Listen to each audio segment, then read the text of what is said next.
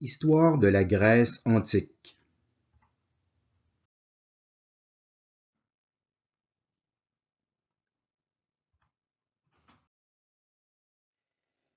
Le Québec fait partie de la civilisation occidentale que l'on appelait autrefois la chrétienté.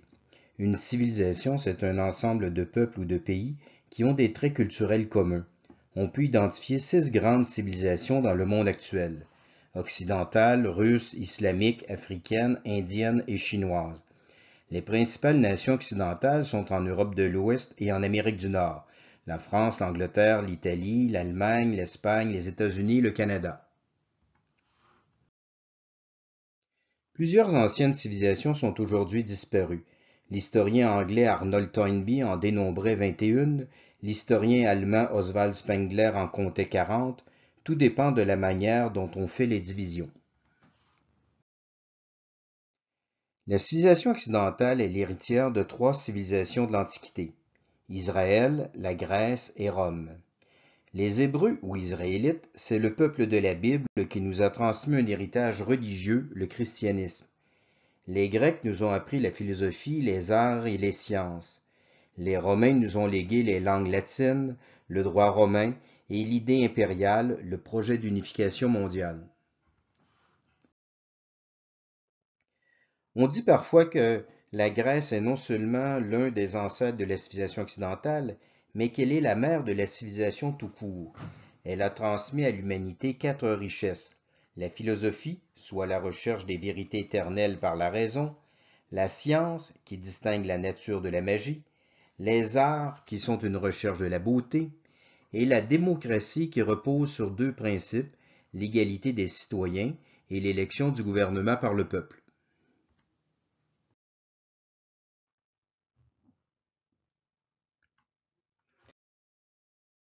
La géographie explique l'histoire, dit-on. La Grèce est un pays maritime formé d'une multitude d'îles et de presqu'îles qui s'avancent dans la Méditerranée, entre la mer Égée et la mer Adriatique. Les Grecs seront donc un peuple de marins et de marchands. La Grèce n'était pas unie politiquement. Elle se composait de 700 pays indépendants appelés cités. Chacune avait son gouvernement et son armée. Les cités grecques étaient continuellement en guerre les unes contre les autres. Les grandes cités, comme Athènes, Sparte et Thèbes, essayeront d'unifier la Grèce sous leur hégémonie, mais sans succès. Les Grecs seront donc aussi un peuple guerrier. La Grèce n'avait pas beaucoup de terres agricoles, sauf au nord. Elle devait importer du blé de l'étranger, notamment de l'Égypte. Elle exportait du vin, des olives, des figues, de la laine et des vêtements, des poteries, des bijoux et des œuvres d'art.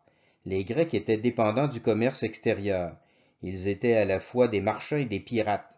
Les Grecs n'ont pas inventé le vin, mais ils en ont fait leur principal produit d'exportation.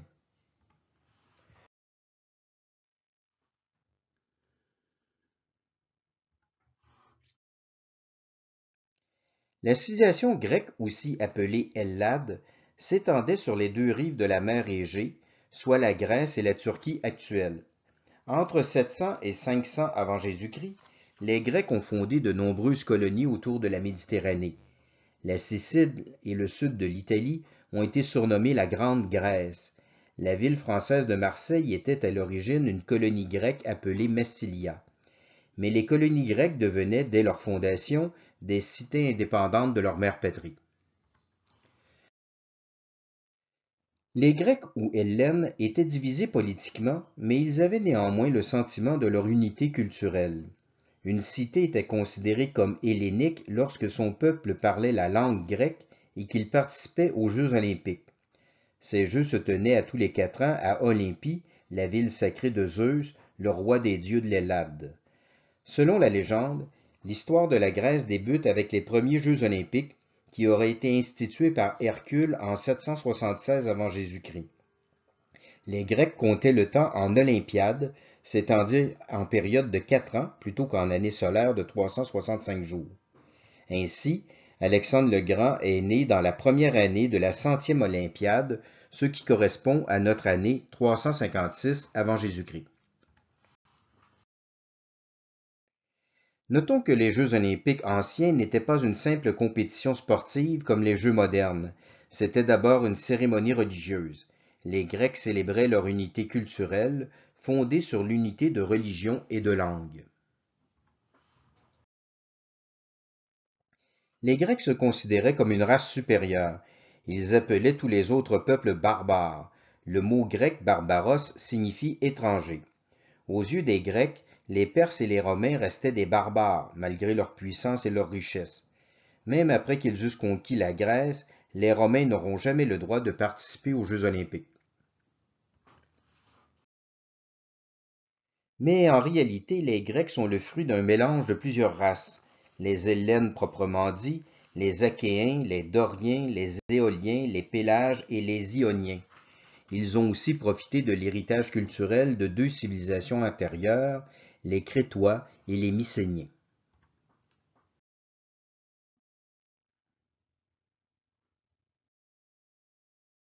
La Crète est une île située au sud de la Grèce. Ce fut le premier empire maritime de l'histoire.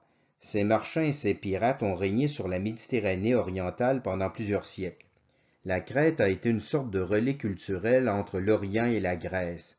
Les Crétois ont apporté la civilisation au peuple primitif de la Grèce archaïque. La légende du Minotaure rappelle l'époque de l'impérialisme crétois. La cité d'Athènes devait payer à chaque année un horrible tribut au roi de Crète Minos. Athènes devait envoyer en Crète 7 jeunes hommes et 7 jeunes filles qui seraient jetés en pâture au Minotaure, un monstre à corps d'homme et à tête de taureau.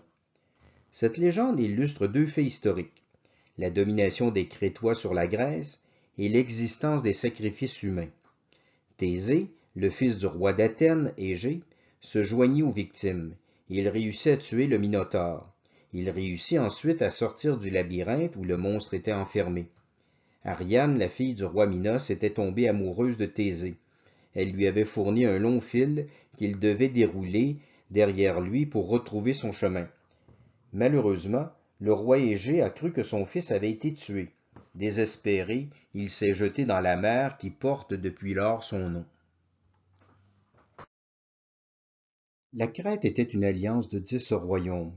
Les archéologues ont découvert un riche palais dans la capitale de la fédération Knossos. Ce palais disposait d'un système d'eau courante. En Crète, les hommes et les femmes avaient un rapport d'égalité. La société minoenne n'était pas une société patriarcale fondée sur la prédominance des hommes sur les femmes comme dans le cas de la Grèce.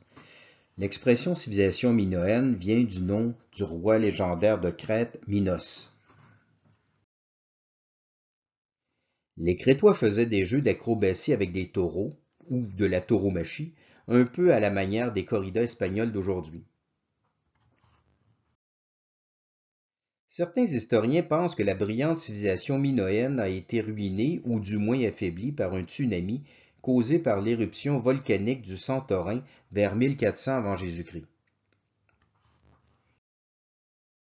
La Crète tomba ensuite sous la domination des Achéens venus de la Grèce, ces barbares qui avaient été précédemment civilisés par les Crétois. Le peuple colonisé prenait ainsi sa revanche sur le peuple colonisateur, comme cela se voit souvent dans l'histoire.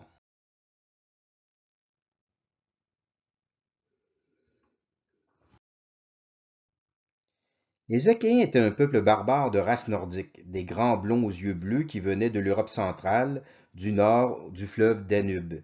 Ces tribus guerrières ont migré vers la Grèce et la Turquie actuelle. Ils ont fondé une multitude de petits royaumes guerriers. Mycène était la plus puissante des cités achéennes. C'est pourquoi les historiens ont appelé mycénienne l'ensemble de la civilisation achéenne. Les autres royaumes importants étaient Tirynthe, Milet et Troie. Les poèmes épiques du divin Homère, composés en langue ionienne au milieu du 8e siècle avant Jésus-Christ, nous ont fait connaître la rude civilisation achéenne. Les Aèdes ont chanté l'Iliade et l'Odyssée pendant des siècles pour égayer les festins des Grecs et des Romains. Le mot Iliade vient du nom de la forteresse de Troie, Ilion. Homère raconte la colère d'Achille, un épisode de la guerre de Troie, qui eut lieu, selon les dates traditionnelles, de 1190 à 1180 avant Jésus-Christ. Paris était le fils du roi de Troie Priam. Il avait enlevé la belle Hélène, l'épouse du roi de Sparte, Ménélas. Celui-ci demanda à son frère, le puissant roi de Mycène, Agamemnon, de rassembler tous les rois de la Grèce pour assiéger Troie, située en Asie mineure, de l'autre côté de la mer Égée. Les héros Achille, Ulysse, Ajax, Nestor et Diomède se sont illustrés du côté des Achéens. Mais les fils de Priam étaient aussi valeureux, notamment l'aîné Hector qui avait tué Patrocle avant d'être lui-même vaincu par Achille. Troie avait de nombreux alliés en Asie mineure. La ville a résisté pendant 10 ans, mais elle a succombé à une ruse du roi d'Ithaque, Ulysse. Les Achéens ont fait semblant de lever le siège en laissant un cadeau aux dieux, un grand cheval de bois. 50 guerriers s'étaient cachés dans le cheval. Les Troyens, aveuglés par Zeus, ont rentré le cheval dans leur ville. La nuit, les Achéens en sont sortis. Ils ont ouvert les portes des murailles à l'armée qui était revenue discrètement. Ilion la superbe a péri dans le sang et le feu. Le mot Odyssée est la forme grecque du nom Ulysse. Homère y raconte les aventures du roi d'Ithaque après la prise de Troie. Ulysse a été puni par les dieux pour avoir vaincu la ville par la ruse plutôt que dans un combat loyal. Il lui faudra 10 ans pour revenir chez lui. Il devra affronter un cyclope, échapper aux sirènes, descendre aux enfers et tuer, à son retour, les jeunes nobles qui pillaient son palais en son absence. L'Iliade et l'Odyssée symbolisent les deux formes de l'expansion grecque, terrestre en Asie mineure et maritime en Méditerranée occidentale. On a longtemps cru que la guerre de Troie était une simple légende, mais en 1870, l'archéologue allemand Heinrich Schliemann a retrouvé une ville ensevelie à l'endroit décrit par Homère. C'était probablement la ville de Troie. Schliemann a également découvert les villes de Mycène et de Tirynthe. Il a mis au jour toute la richesse de la civilisation achéenne. La rude civilisation achéenne sera détruite vers 1000 avant Jésus-Christ par les Doriens, un autre peuple barbare venu du nord de l'Europe. Un âge sombre couvrira ensuite la Grèce pendant 4 siècles, entre 1000 et 600 avant Jésus-Christ. Ce n'était pas nécessairement une époque de barbarie, c'est tout simplement une période de l'histoire qui reste inconnue parce qu'elle n'a pas laissé beaucoup de vestiges archéologiques.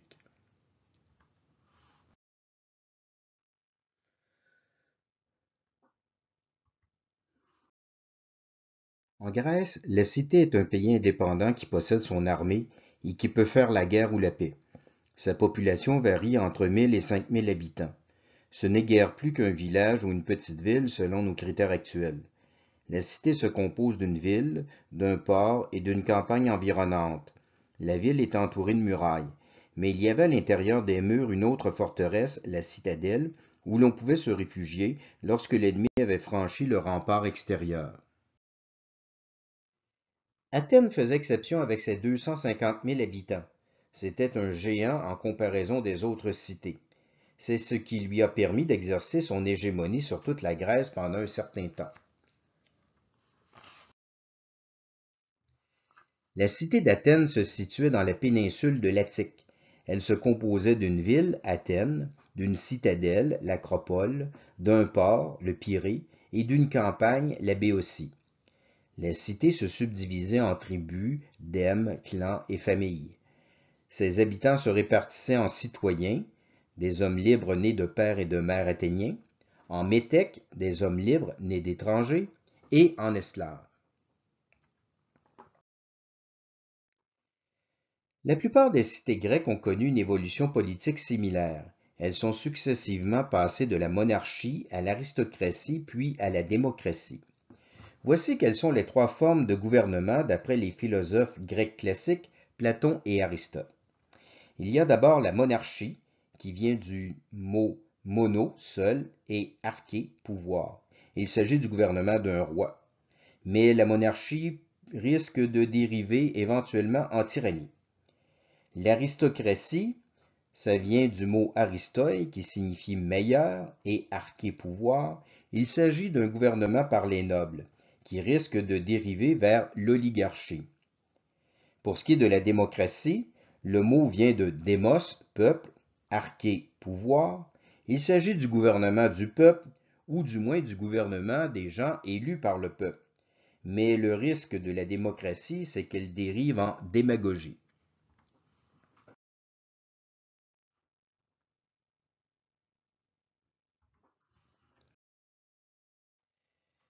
La cité athénienne avait peu de ressources agricoles. Elle devait importer du blé de l'Égypte.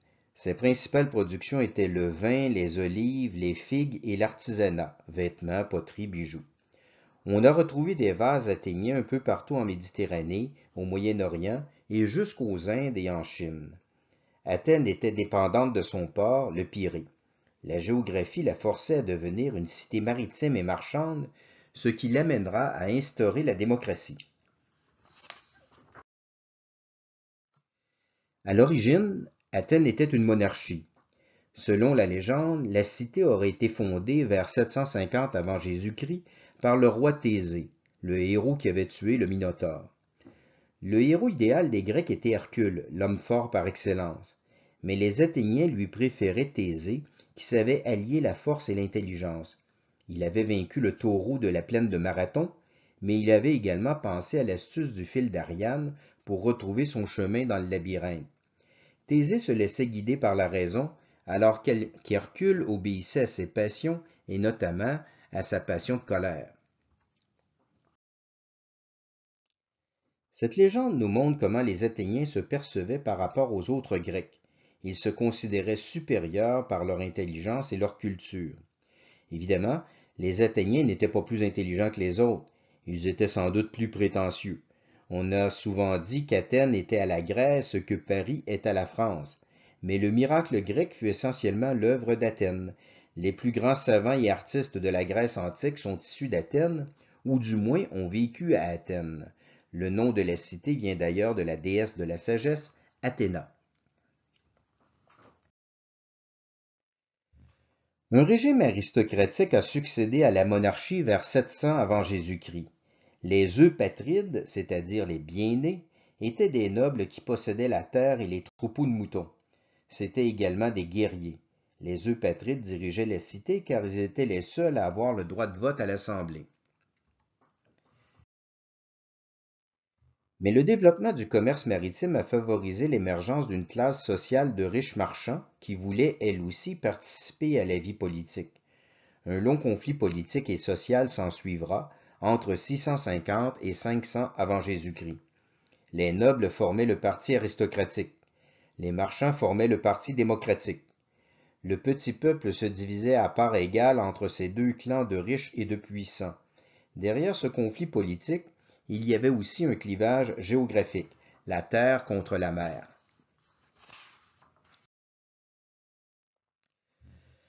En 621, Dracon fit adopter des lois écrites en faveur des eupatrides.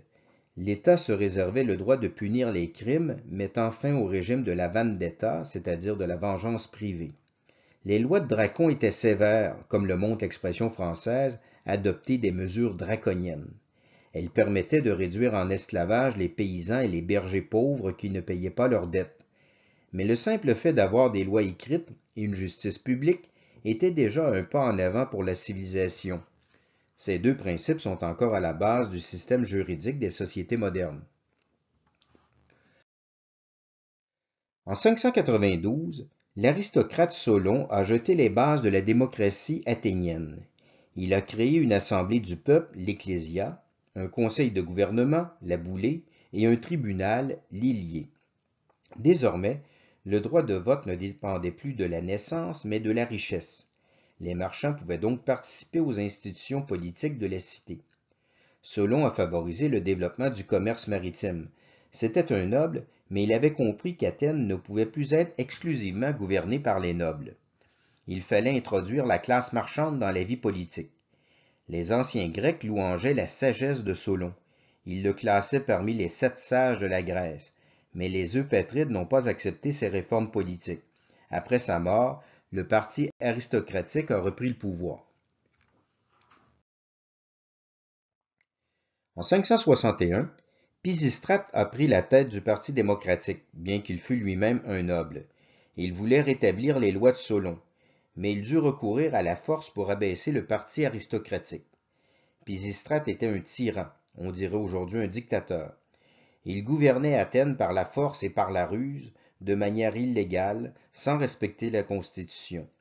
Mais Pisistrate était populaire, non seulement auprès de la classe marchande, dont il favorisait les intérêts commerciaux et politiques, mais aussi dans les classes populaires. Il fit construire des temples et des palais, ce qui créait des emplois pour les artisans de la ville qui formaient sa base politique. Pisistrate s'empara du pouvoir à 3 reprises par des coups de force. Un jour, il se présenta sur la place publique d'Athènes en disant qu'il avait été blessé par les Eupatrides parce qu'il voulait défendre le peuple. Il a soulevé une émeute populaire. Cette révolution le conduisit au pouvoir. En réalité, c'était un mensonge. Pisistrate s'était lui-même ouvert la cuisse avec un couteau. Les Eupatrides ont fini par le chasser du pouvoir. Mais Pisistrate organisa ensuite un subterfuge. Une jeune fille à sa solde se déguisa en statue de la déesse Athéna lors d'une procession religieuse. La prétendue déesse se mit à parler pour dire au peuple qu'il devait ramener Pisistrate au pouvoir. Le truc a marché. Les Grecs étaient très superstitieux. Les Eupatrides vont encore une fois renverser Pisistrate et l'exiler d'Athènes.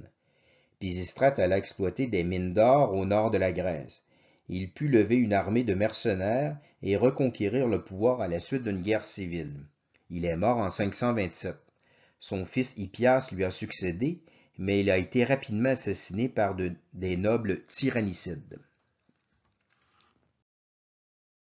En 510, le Parti démocratique a repris le pouvoir à la suite d'une révolution dirigée par Clisthène. Cet habile politicien réussit à implanter définitivement les institutions démocratiques à Athènes. Il a complété les réformes de Solon et de Pisistrate de la manière suivante. Tous les citoyens d'Athènes avaient le droit de vote à l'Ecclésia, c'est-à-dire à l'Assemblée du peuple, mais dans les faits, seulement 1% de la population s'y rendait. L'Ecclésia votait les lois, les déclarations de guerre, les traités de paix et l'ostracisme, c'est-à-dire l'exil, des citoyens considérés comme hostiles à la cité. Pour être citoyen, il fallait être un homme né de père et de mère athéniens. Les femmes, les métèques, c'est-à-dire les étrangers, les enfants et les esclaves n'avaient pas le droit de vote. Seulement 10% de la population avait le statut de citoyen, ce qui n'est guère démocratique selon nos critères modernes. La boulée était formée de 500 citoyens élus par tirage au sort pour un an. Son rôle était de préparer les lois et les réunions de l'Ecclésia. L'Élié était un tribunal composé de 6000 citoyens tirés au sort pour un an et qui rendait la justice par vote majoritaire. Les magistrats, ou fonctionnaires de l'État, étaient choisis par tirage au sort pour un mandat d'une année. L'Ecclésia élisait 10 stratèges pour commander l'armée et 10 archontes pour présider à la religion et à la justice. Les 10 stratèges élisaient un stratège en chef qui devenait, en pratique, le magistrat le plus important de la cité parce qu'il commandait l'armée. En fait, quelques riches familles athéniennes ont fini par contrôler l'assemblée du peuple en y faisant venir des citoyens sans travail qui votaient pour leur patron. Nous pouvons voir que la démocratie, supposément le pouvoir du peuple, s'est rapidement transformée en plutocratie, c'est-à-dire le pouvoir des riches, du nom de Plutos, le dieu de l'argent. La démocratie, ce n'est pas vraiment le pouvoir du peuple, c'est plutôt le pouvoir de ceux qui ont les moyens financiers de manipuler le peuple pour gagner les élections. C'était vrai dans la Grèce antique, comme ce l'est dans le monde actuel.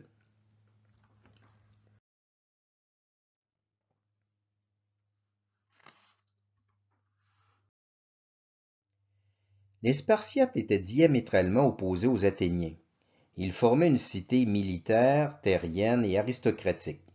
Lycurgue était le grand législateur de Sparte, l'équivalent de Solon pour Athènes. Mais il visait un autre idéal. Il voulait créer une société de soldats d'élite. Le système d'éducation de Sparte faisait horreur aux autres Grecs qui valorisaient la culture et la liberté. Aristote condamnait la dureté des lois de Lycurgue, mais Platon admirait la discipline de fer des Spartiates. Sa république de princes philosophes s'inspirait en partie de la société spartiate que l'on pourrait qualifier de totalitaire. Les fascistes et les communistes du XXe siècle louangeaient aussi le modèle spartiate. Les Spartiates étaient les descendants des envahisseurs doriens qui s'étaient établis dans la plaine de Laconie au centre de la péninsule du Péloponnèse vers 800 avant Jésus-Christ. Les Doriens étaient un peuple nordique et guerrier. Ils avaient réduit les Messéniens en esclavage, mais ils ont dû réprimer 3 révoltes messéniennes. Ils vivaient continuellement dans la crainte d'une guerre servile, c'est-à-dire d'une révolte d'esclaves. Pour rester les plus forts, ils ont édifié une société exclusivement militaire, un phénomène unique dans l'histoire de l'humanité.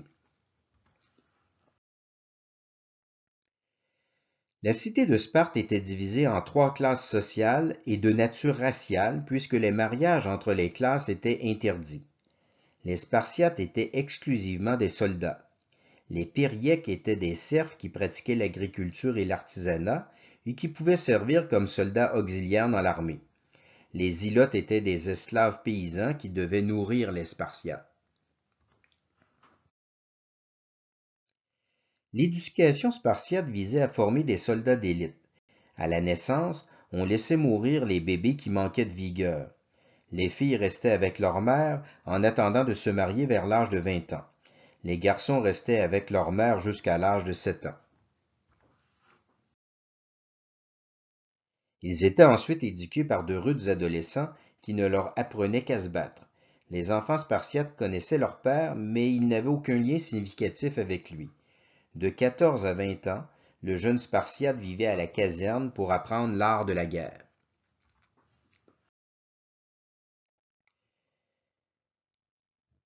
Il devait ensuite subir l'épreuve de la cryptie. On le laissait seul dans la campagne pendant un mois, sans nourriture ni armes. Il devait survivre en volant les ilotes, mais ceux-ci pouvaient se défendre. Au cours de l'épreuve, le Spartiate devait tuer au moins un ilote. Après avoir réussi la cryptie, il servait comme simple soldat de 20 à 30 ans. Il devait obligatoirement épouser une femme désignée par l'État, mais il ne pouvait pas vivre avec son épouse, sauf pour les besoins de la reproduction. Les Spartiates vivaient à la caserne exclusivement entre hommes. De 30 à 60 ans, ils pouvaient obtenir des grades d'officier selon leur mérite. À 60 ans, le Spartiate quittait l'armée. Il pouvait alors vivre avec sa femme et siéger à la Gérousia, le conseil des anciens. La constitution politique de Sparte était aristocratique. L'assemblée du peuple était réservée aux hommes de plus de 30 ans. Mais il fallait en avoir 60 pour siéger au Conseil des Anciens, la véritable instance décisionnelle. Sparte était une gérontocratie, un gouvernement par les vieux. L'assemblée du peuple élisait 2 rois à vie qui se surveillaient l'un l'autre. Les rois commandaient l'armée et présidaient à la religion, mais ils restaient sous l'autorité des 5 éphores élus annuellement par l'Assemblée.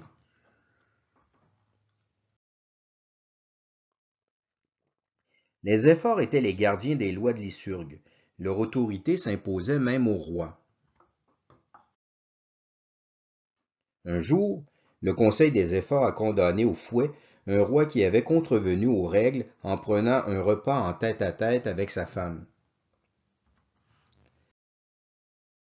Sparte était une société communiste. Il n'y avait pas de propriété privée. Les terres et les ilotes qui leur étaient attachés appartenaient à l'État. Les guerriers étaient des égaux, ils vivaient sans luxe, les repas étaient très frugaux. Les Spartiates avaient une culture pauvre. Leur discours était laconique, c'est-à-dire bref et sans éloquence. Le terme fait allusion à la plaine de Laconie.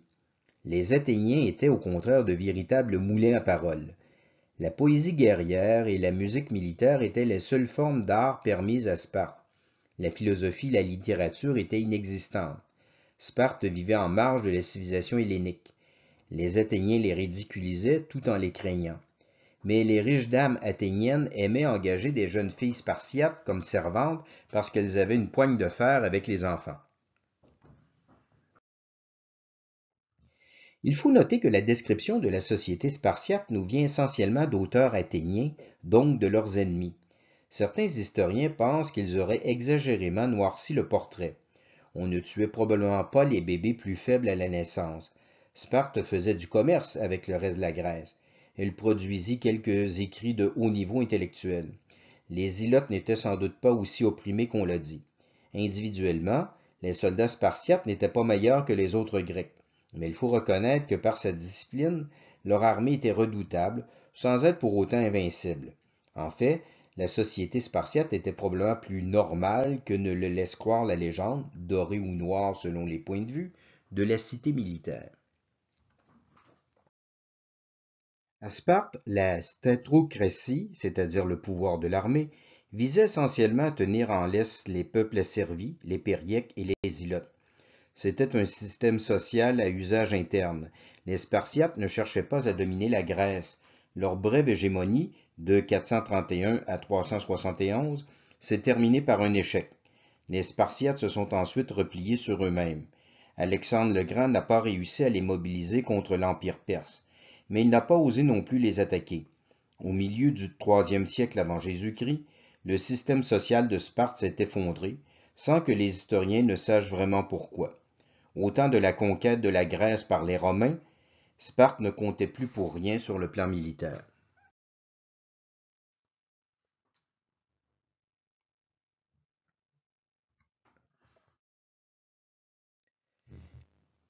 Les rois des Perses, Cyrus le Grand et son fils Cambyse, ont conquis tout l'Orient entre 559 et 522 avant Jésus-Christ. La Perse, c'est l'Iran actuel. Les Perses étaient un peuple guerrier qui avait été civilisé par les Mèdes. Les deux peuples se sont ensuite fusionnés. Les Grecs ne faisaient pas de distinction entre les Perses et les Mèdes. C'est pourquoi ils ont appelé médiques les guerres qui les ont opposés à l'Empire perse. L'Empire perse était puissant, riche et populeux. Il couvrait les hauts plateaux iraniens, la Mésopotamie, l'Asie mineure, la Phénicie, la Palestine, l'Égypte et la Thrace au nord-est de la Grèce, et même jusqu'une partie des Indes. Il se divisait en 20 provinces appelées satrapies. Il possédait de bonnes routes, une administration efficace, un commerce prospère. Les impôts rentraient bien et l'armée était puissante avec ses masses d'archers et ses troupes d'éléphants. Les Perses respectaient la religion et la culture des peuples conquis. Leur empire était facilement accepté. Après avoir pris Babylone, Cyrus le Grand permit aux Juifs de retourner en Palestine et de reconstruire le temple de Jérusalem. La Bible le présente comme un roi juste et honnête. Les Perses croyaient en un dieu unique, Ahura Mazda. C'était une divinité dualiste composée de bien et de mal, comme le yin et le yang des Chinois. Cette religion avait été fondée par le prophète Zarathustra vers 750 avant Jésus-Christ. Elle existe encore aujourd'hui en Inde sous le nom de religion parsi, un mot qui dérive de perse. L'Empire perse englobait les cités grecques de l'Asie mineure. Les Grecs ont tenté de reconquérir leur indépendance sous la direction de la cité de Milet entre 500 et 493 avant Jésus-Christ. Les Athéniens leur sont venus en aide, mais les Perses ont écrasé le soulèvement. Les soldats athéniens ont fait piètre figure dans cette guerre. Les Perses en ont conclu qu'il serait facile de conquérir la Grèce. Le roi perse Darius Ier voulait se venger d'Athènes. En 490, son armée a traversé la mer Égée pour débarquer dans la péninsule de l'Attique, mais elle a été vaincue par les Athéniens dans la plaine de Marathon. Le général Miltiade a envoyé un messager pour informer l'assemblée du peuple de la victoire. La légende raconte que le messager est mort après avoir parcouru la distance de 42 kilomètres qui sépare Marathon d'Athènes. C'est pourquoi on appelle aujourd'hui marathon la course de fond de 42 kilomètres. Les Perses vont se reprendre sous le règne de Xerxès Ier en 480. Cette fois, l'invasion fut mieux préparée. Les Perses ont mobilisé 200 000 hommes. Ils ont envahi la Grèce par voie terrestre en passant par le nord, où ils pouvaient compter sur l'alliance de plusieurs cités grecques. Les Grecs n'arrivaient pas à s'unir, même contre les barbares. Mais les cités du Péloponnèse ont fait front commun sous la direction conjointe d'Athènes et de Sparte. Les 300 Spartiates du roi Léonidas ont ralenti la progression d'une avant-garde perse de 5000 hommes dans le défilé des Thermopyles. Tous les Spartiates sont morts au combat. Leur sacrifice héroïque a suscité l'admiration de toute la Grèce. Mais la défense de la Grèce reposait surtout sur les épaules d'Athènes. Le brillant stratège Thémistocle avait préparé une riposte audacieuse. Il voulait vaincre les Perses sur mer pour couper leur ligne de communication avec l'Asie mineure. Il avait convaincu l'Assemblée du peuple d'investir pendant plusieurs années dans la construction d'une puissante flotte de 200 trirèmes, de grosses galères à 3 rangées de rameurs. Thémistocle a fait évacuer la population d'Athènes vers l'île de Salamine. Les Perses sont entrés dans une ville déserte. Xerxès a ordonné de brûler Athènes. C'était une humiliation pour la Grèce. Mais la flotte perse a ensuite été vaincue par la marine athénienne dans la baie de Salamine. Ce fut la plus célèbre bataille navale de l'Antiquité. Xerxès a pu assister à sa défaite du haut d'une estrade qu'il s'était fait construire sur la plage pour voir le combat. Le roi perse sonna la retraite. Son armée remonta vers le nord de la Grèce, mais il fut poursuivi et massacré par les Spartiates du roi Pausanias à la bataille de Platée en 479. Les Grecs ont tenté d'envahir l'Empire perse, mais ils ont échoué à cause de leurs querelles internes. Athènes et Sparte pouvaient s'unir pour défendre l'Ellade contre une invasion barbare, mais ils étaient incapables de s'entendre pour mener une guerre offensive en territoire ennemi. La paix de Callias en 449 a mis fin aux guerres médiques. La Grèce aurait été invincible si elle avait formé un bloc, mais les Grecs étaient trop attachés à leur patriotisme local pour s'unir en un puissant empire. Le Grec se perçoit comme un homme libre, et la liberté s'entend au sens de l'indépendance de la cité. Les guerres médiques ont été présentées comme le triomphe de la liberté grecque sur le despotisme oriental. Les cités helléniques étaient gouvernées démocratiquement par des assemblées de citoyens. L'Empire perse était sous l'autorité absolue du roi des rois et de ses sinistres représentants, les satrapes.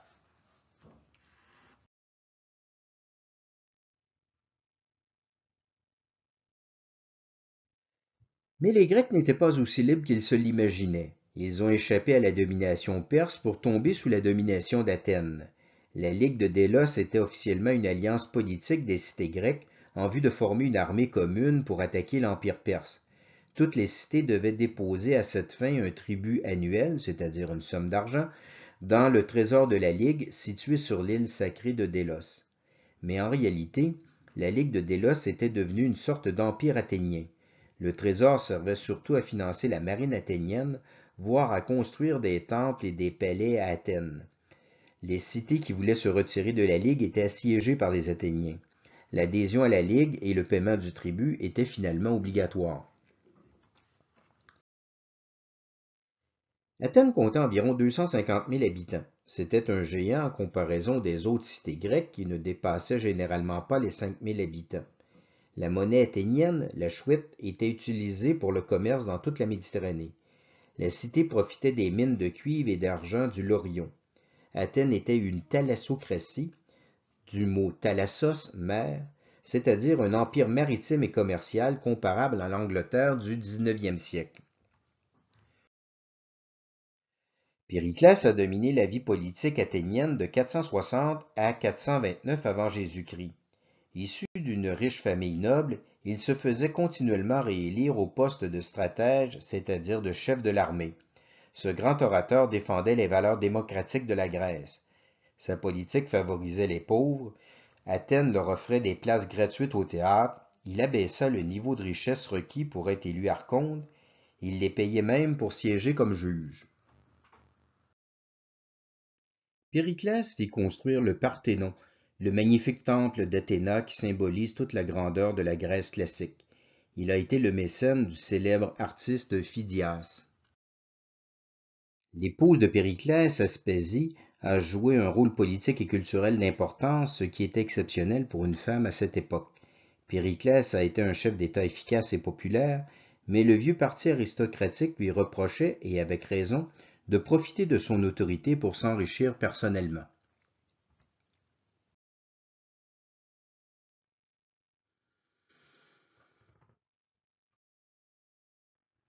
Le siècle de Périclès marque l'apogée d'Athènes sur les plans économiques, politiques et culturels. La civilisation de la Grèce classique s'est essentiellement développée à Athènes au milieu du 5e siècle avant Jésus-Christ, entre les guerres médiques et la guerre du Péloponnèse.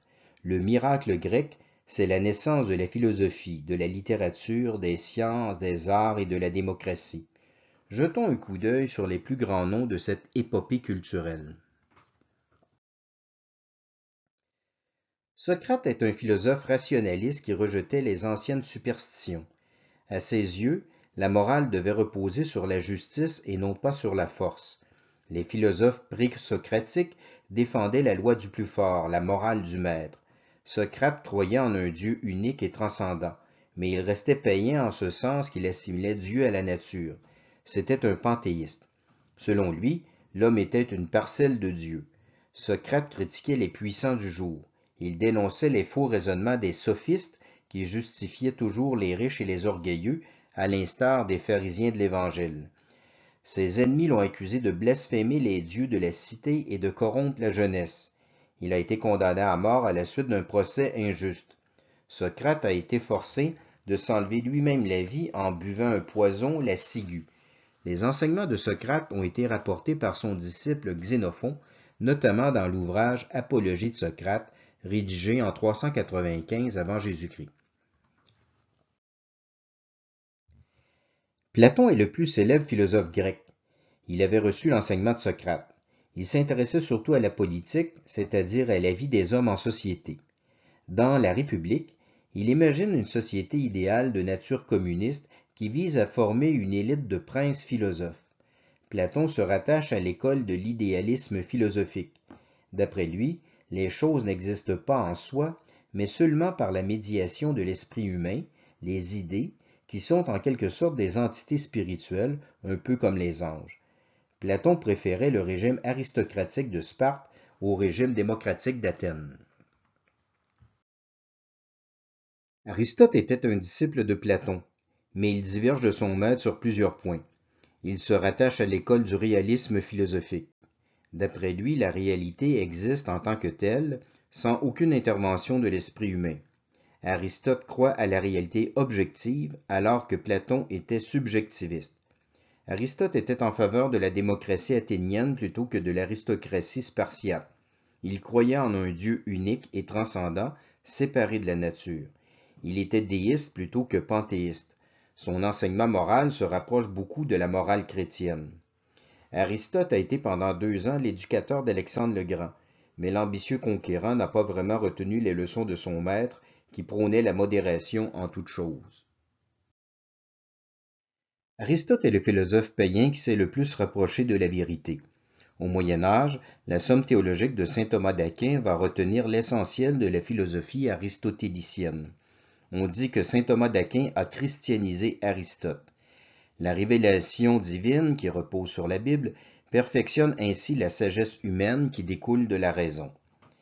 Dans l'histoire de l'Église, la philosophie platonicienne a été à l'origine de plusieurs hérésies, alors que la philosophie aristotélico-thomiste a toujours été le rempart de la foi. Les Grecs ont inventé le théâtre, leurs pièces s'inspiraient de la mythologie ou de la guerre de Troie. Notons que le théâtre grec n'était pas un simple spectacle, c'était une cérémonie religieuse qui visait à purifier les assistants de leurs péchés. C'était une catharsis qui projetait sur scène les vices des hommes. Le théâtre grec était souvent immoral, surtout les comédies qui s'adressaient aux classes populaires. Les 4 grands dramaturges athéniens sont Échille, Sophocle, Euripide et Aristophane. Les tragédies d'Échille portent sur les dieux, comme Prométhée enchaîné, celles de Sophocle sur les héros, comme Antigone, et celles d'Euripide sur les hommes et leurs faiblesses, comme Andromaque. Pour sa part, Aristophane écrivait des comédies. C'est le Molière athénien. Il se moquait des politiciens dans Les Cavaliers et de Socrate dans Les Nuées. Hérodote est le père de l'histoire et de la géographie. Ses histoires racontent les guerres médiques et décrivent le monde connu de son temps, notamment l'Égypte et la Mésopotamie. C'est Hérodote qui a dit que l'Égypte est un don du Nil et qui a fixé la liste des 7 merveilles du monde. Thucydide a écrit La guerre du Péloponnèse. Il raconte de manière scientifique le long conflit entre Athènes et Sparte en distinguant l'histoire de la légende. Hippocrate est le père de la médecine scientifique. Il affirmait que les maladies étaient causées par des phénomènes biologiques et non pas par des ensorcellements. De nos jours, les médecins prononcent encore le serment d'Hippocrate avant d'être reçus officiellement dans leur ordre professionnel. Phidias est un architecte et un sculpteur. On doit à ce protégé de Périclès le temple du Parthénon d'Athènes et plusieurs remarquables sculptures de divinités. Le Zeus d'Olympie, l'Athéna de l'Acropole, l'Apollon de Cassel. Le nom de Phidias incarne les principes de l'art classique. Démosthène a été le plus grand orateur de la Grèce ancienne. Il défendait l'indépendance d'Athènes contre l'impérialisme du roi Philippe de Macédoine. Ses discours anti-macédoniens ont été surnommés les Philippiques. Quant à Périclès, il était considéré comme le modèle par excellence d'homme politique.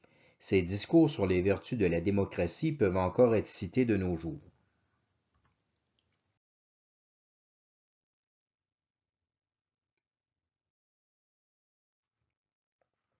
Les Grecs étaient panthéistes. Ils croyaient que tous les éléments de la nature étaient divins, les hommes, les animaux, les plantes et même les minéraux. Ils assimilaient Dieu à l'univers, le Créateur à la création. Ils avaient une vision dualiste de l'être suprême. Chaos, c'est le mal, et cosmos, le bien, un peu comme le yin et le yang de la religion chinoise. Ce dualisme s'étendait au dieu du ciel, Ouranos, et à la déesse de la terre, Gaïa. Ces deux principes avaient engendré une multitude de divinités, supérieures comme les titans et les olympiens, ou inférieures comme les nymphes, les néreides, les muses et les satyres. Les divinités grecques symbolisent des forces de la nature, comme le dieu du vent Éole, ou des caractéristiques de l'être humain, comme le dieu de la guerre, Arès. Les dieux païens n'incarnent pas le bien. Ils ont les qualités et les défauts des hommes, ils sont bons avec leurs amis et méchants avec leurs ennemis. L'idée d'une justice transcendante n'existe pas dans le paganisme. Tout est une question de rapport de force, dans le ciel comme sur la terre. Le bien, c'est la force, le mal, la faiblesse. Lorsque les Grecs font des sacrifices aux dieux, ce n'est pas par amour comme dans le christianisme. C'est un cadeau qu'ils offrent à un puissant pour obtenir ses faveurs. Quant aux dieux, ils peuvent protéger ou menacer les hommes, mais ils ne s'abaissent pas à les aimer, contrairement à Jésus-Christ. Dans le paganisme, la relation entre les dieux et les hommes ressemble au rapport entre les maîtres et les esclaves. L'histoire des dieux est connue par le poème d'Hésiode, la Théogonie, composé en même temps que l'Iliade et l'Odyssée au 8e siècle avant Jésus-Christ. Ouranos et Gaïa ont engendré le premier roi des dieux, le titan Cronos, dieu du temps.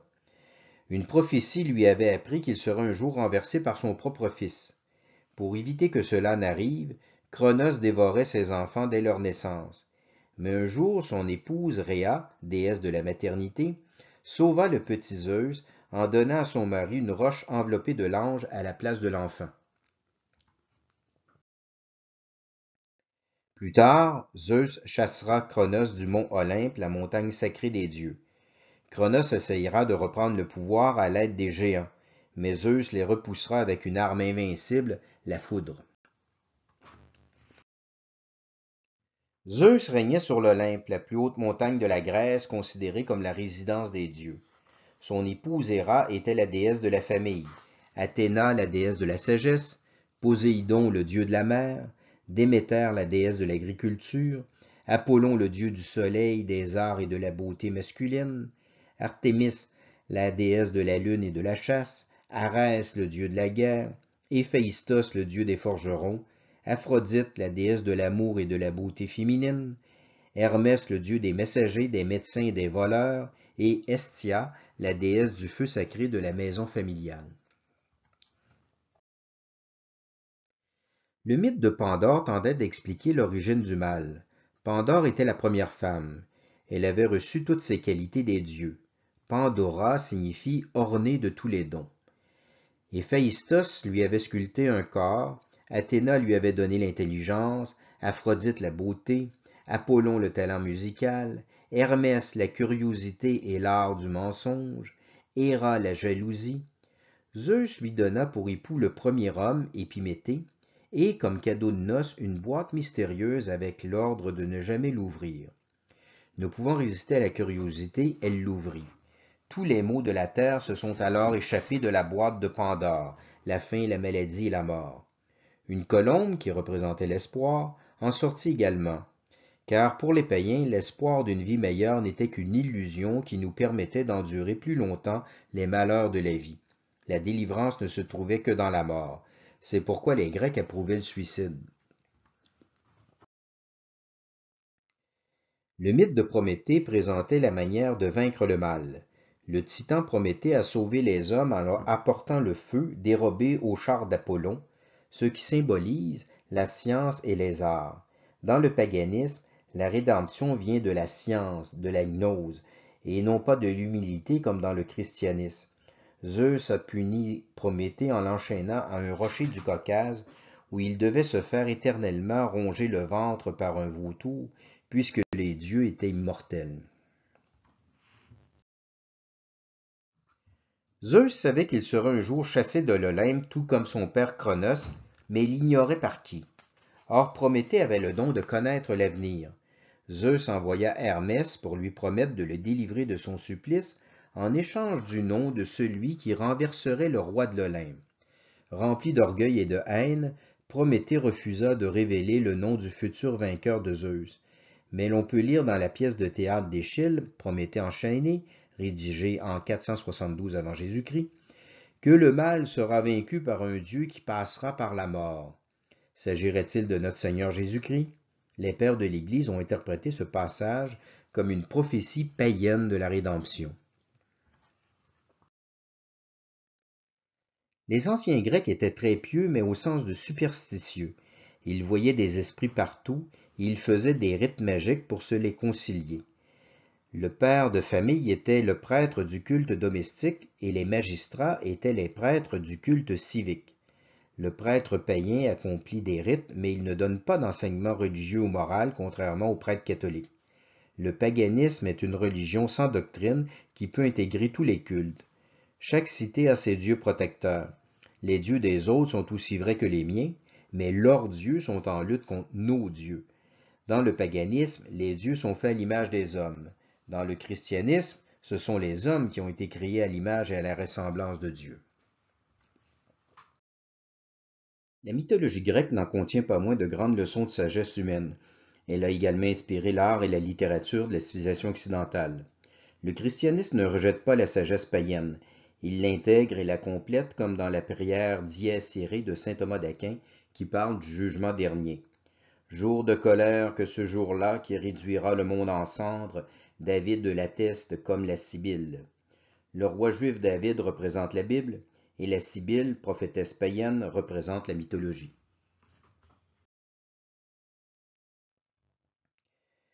Autre exemple, lorsque Hercule doit couper d'un seul coup les 7 têtes hideuses de l'hydre de Lerne, il faut y voir le symbole des 7 péchés capitaux. Les Grecs comprenaient bien la faiblesse humaine, même s'ils en ignoraient le remède. Sous l'influence bénéfique des philosophes Socrate, Platon et Aristote, la mentalité religieuse grecque s'est éloignée de la superstition pour se rapprocher des valeurs universelles de justice, de bonté et de transcendance. Les Grecs ont commencé à se préoccuper de la vie après la mort, ils ont développé les concepts de péché et de vertu. Le peuple restait accroché aux rites sociaux plus ou moins superstitieux, mais les élites spirituelles, qui pouvaient provenir des classes sociales riches ou pauvres, participaient à des cérémonies initiatiques secrètes centrées sur la recherche du bonheur éternel, les cultes à mystère d'Éleusis, de Mithra ou de Cybèle. Les Grecs faisaient des pèlerinages dans les sanctuaires panhelléniques, comme les temples de Zeus à Olympie, d'Artémis à Éphèse ou d'Asclépios à Épidore. On se rendait notamment à Delphes pour consulter les oracles d'Apollon qui sortaient de la bouche de la Pythie, une prêtresse illuminée par on ne sait trop quelle substance.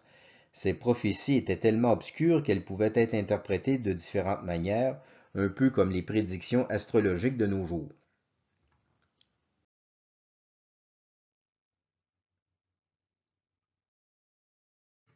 La cité militaire de Sparte n'acceptait pas de se soumettre à la cité marchande d'Athènes. Les Spartiates n'auront aucun mal à trouver des alliés parmi les Grecs qui voulaient se libérer de l'emprise de la Ligue de Délos. Sparte et Athènes étaient toutes les deux situées dans la péninsule du Péloponnèse, au sud de la Grèce, d'où le nom de la guerre qui les opposa de 431 à 404 avant Jésus-Christ. Athènes dominait la mer et Sparte la terre. Les autres cités grecques se divisaient à parts égales entre les deux camps. C'est ce qui explique la longueur et l'ampleur du conflit. La guerre du Péloponnèse fait penser aux guerres mondiales du XXe siècle. Ces guerres fratricides ont affaibli la Grèce dans un cas et l'Europe dans l'autre. Elles n'ont finalement profité qu'aux puissances semi-barbares de l'extérieur, la Macédoine dans un cas et les États-Unis dans l'autre. Elles marquent le déclin des deux civilisations qui venaient d'atteindre leur apogée, la Grèce classique et l'Europe de la Belle Époque. Les Spartiates ont assiégé Athènes pendant 10 ans, de 431 à 421, mais sans succès. Périclès avait bien préparé la défense de la cité en faisant construire le long mur qui reliait la ville d'Athènes au port du Pirée. La marine athénienne maîtrisait la mer. Athènes était approvisionnée en nourriture par ses alliés de toute la Grèce. Elle pouvait donc résister indéfiniment au siège. En 421, une épidémie de peste obligea les belligérants à conclure une trêve. De 415 à 413, les Athéniens ont fait une expédition en Sicile pour se gagner l'alliance des cités de la Grande Grèce, mais ce fut un échec lamentable. Les Perses ont soutenu Sparte pour se venger d'Athènes. Le roi Cyrus le Jeune a financé la construction d'une flotte spartiate commandée par Lysandre. Les Spartiates ont appris à combattre sur mer. Ils ont remporté la bataille navale d'Aigos-Potamos en 405. Désormais encerclée sur terre et sur mer, Athènes était réduite à la famine. Elle capitula en 404. La Ligue de Délos fut démantelée, les murailles d'Athènes ont été rasées, la flotte athénienne fut réduite à 12 galères. Athènes a été gouvernée par le comité des 30 tyrans désignés par les Spartiates. Mais dès 403, les 30 tyrans ont été renversés par une révolution démocratique dirigée par Thrasybule. Athènes retrouva son indépendance, mais elle ne sera plus jamais une grande puissance. Sparte a créé la Ligue du Péloponnèse pour exercer son hégémonie en Grèce de 403 à 371. Mais avec leur tradition militaire et aristocratique, les Spartiates se sont avérés incapables de gouverner des hommes libres. Les gros bras de Sparte avaient du mal à s'imposer aux grandes gueules de la Grèce démocratique. En 371, les Spartiates ont été vaincus à la bataille de Leuctre par l'alliance de Thèbes, Corinthe et Athènes. Les Thébains ont envahi et pillé la Laconie, ce qui ne s'était encore jamais vu. Ils ont libéré les Périèques et les Ilotes de leur servitude. Le roi spartiate Agésilas a réussi à chasser les Thébains et à restaurer les lois de Lycurgue. Mais Sparte ne retrouvera plus sa grandeur d'autrefois. La cité militaire se repliera sur elle-même, refusant de participer à tout autre conflit en Grèce et même à l'expédition d'Alexandre le Grand contre les Perses. La stratocratie spartiate s'est effondrée d'elle-même au milieu du IIIe siècle sans que l'on sache vraiment pourquoi. Lorsque les Romains ont envahi la Laconie vers 160, Sparte n'était plus qu'un petit village insignifiant. Sous la conduite du brillant général Épaminondas, Thèbes a dominé la Grèce pendant quelque temps, de 371 à 362, puis elle tombera progressivement sous le joug du roi Philippe II de Macédoine entre 359 et 338.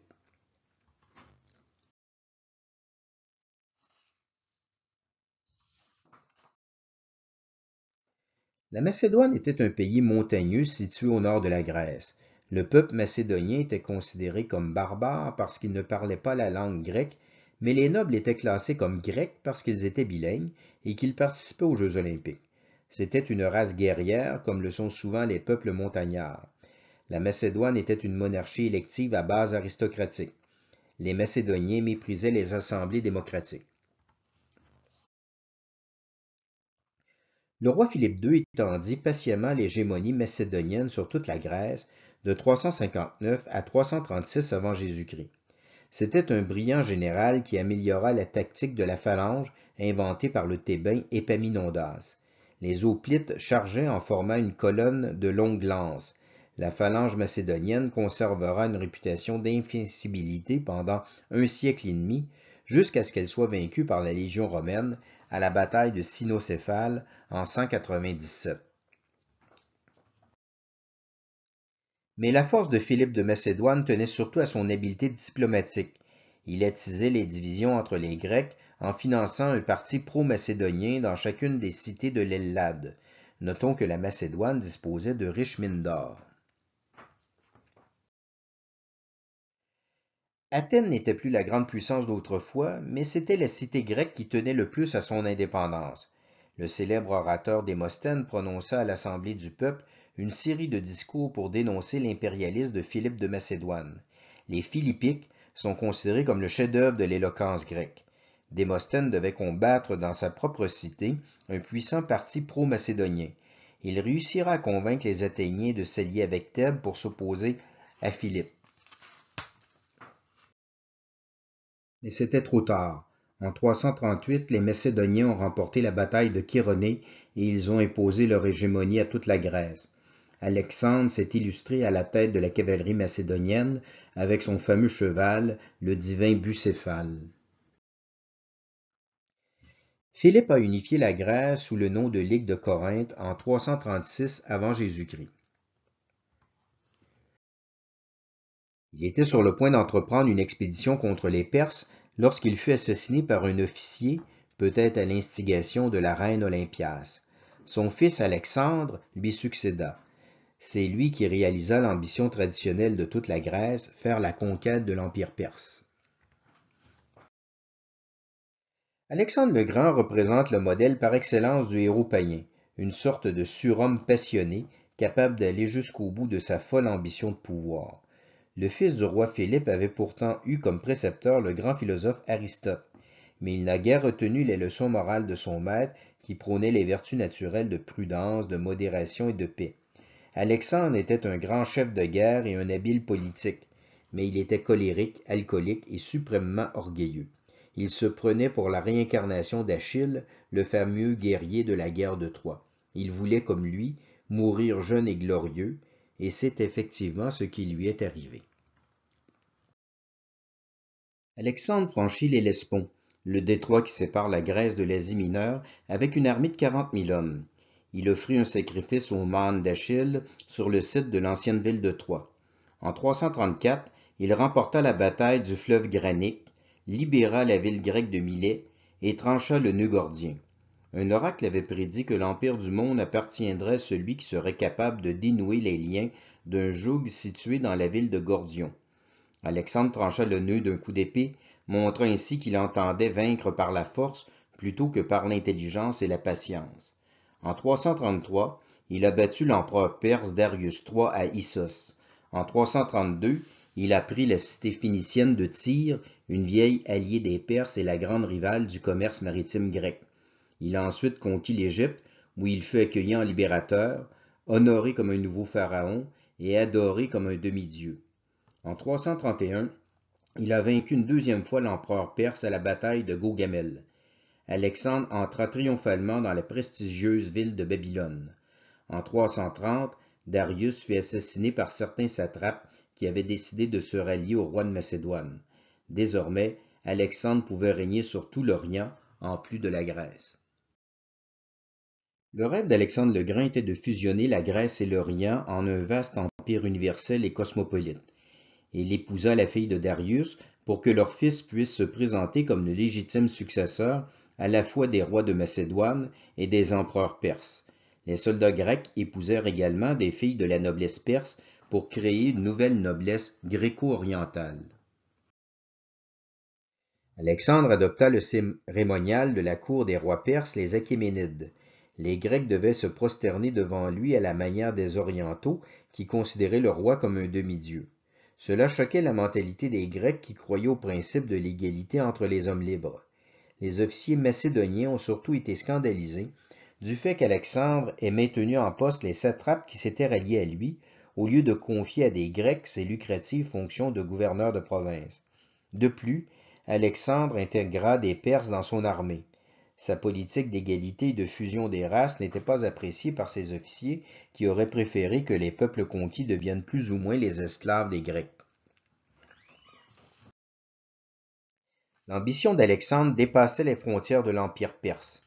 Le roi de Macédoine se lança dans la conquête des Indes de 327 à 325, mais c'était une région trop peuplée et mal connue des Grecs. Alexandre subit quelques défaites et ses soldats refusèrent d'aller plus loin. Il arrêta sa marche sur les bords du fleuve Indus et il fit une désastreuse retraite à travers le désert de Gédrosie au sud de l'Iran actuel. Alexandre décida d'établir la capitale de son empire à Babylone. Il songeait à conquérir l'Italie, mais il mourut à l'âge de 33 ans des suites d'une malaria contractée durant l'expédition des Indes. Comme Achille, il était mort jeune et glorieux.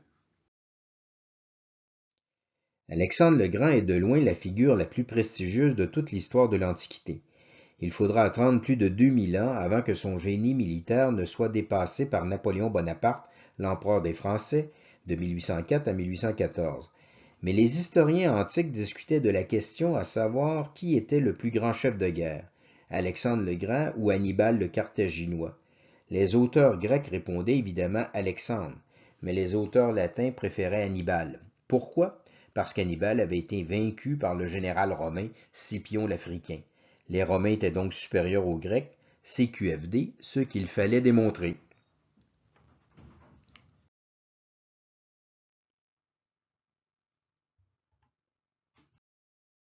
Sur son lit de mort, Alexandre aurait dit « Je lègue mon empire au plus fort ».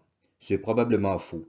L'épouse d'Alexandre, la princesse perse Roxane, était enceinte au moment de la mort du conquérant. Son fils, Alexandre IV Aïgos, est né 3 mois après la mort de son père.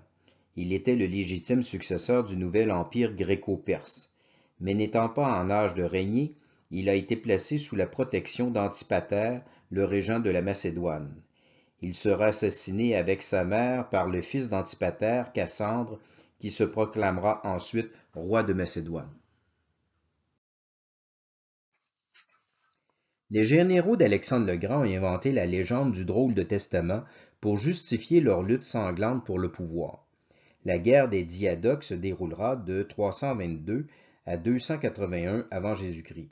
Le nom de cette guerre vient du mot grec diadokos qui signifie successeur.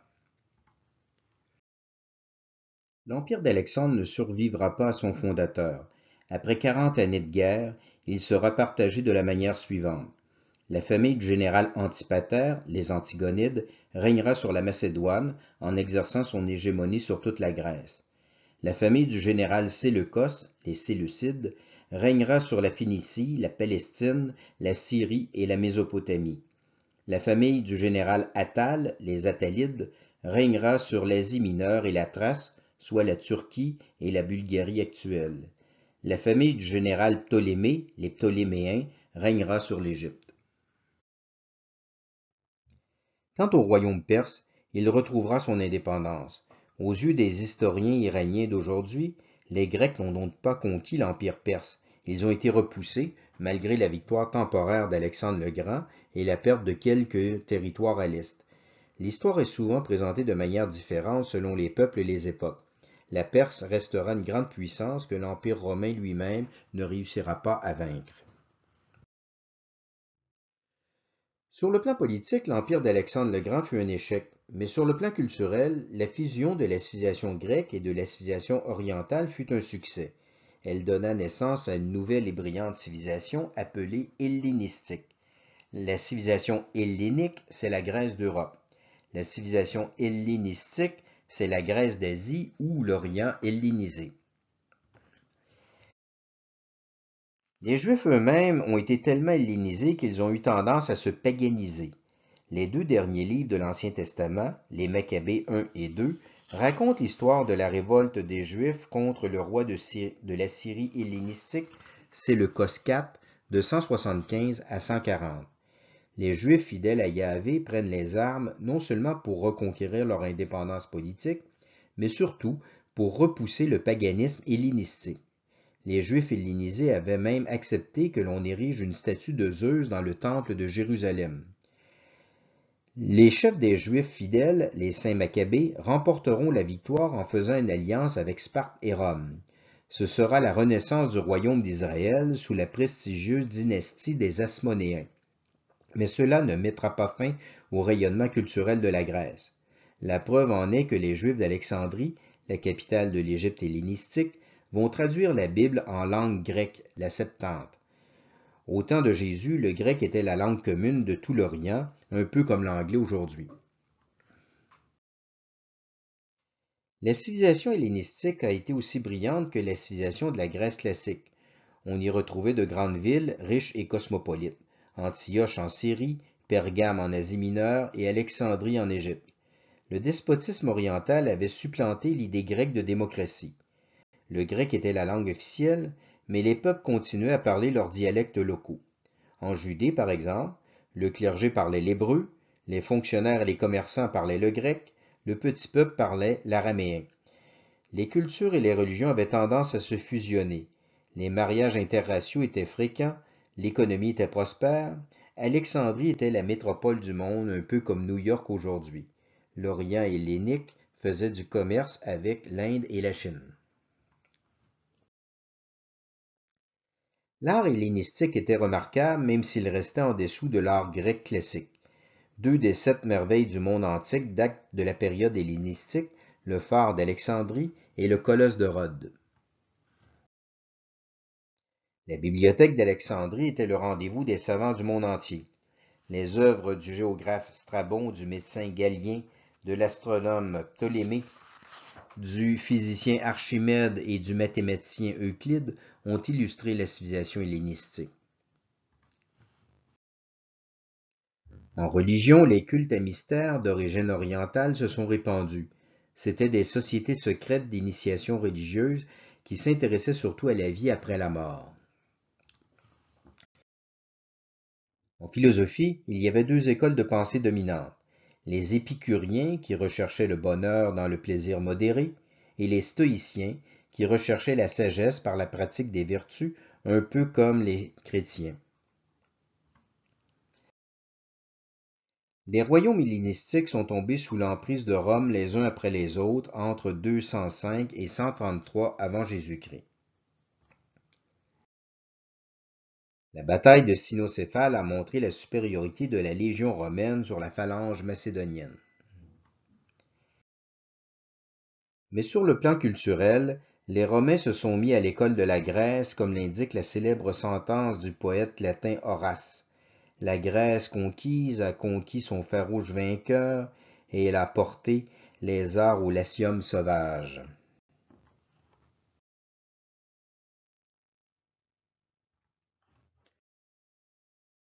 La Grèce antique mérite le qualificatif de mère de la civilisation. L'humanité lui doit la philosophie, la poésie, le théâtre, les sciences, l'art classique et la démocratie. L'acropole d'Athènes restera toujours le symbole par excellence de la recherche du beau, du vrai et du bien.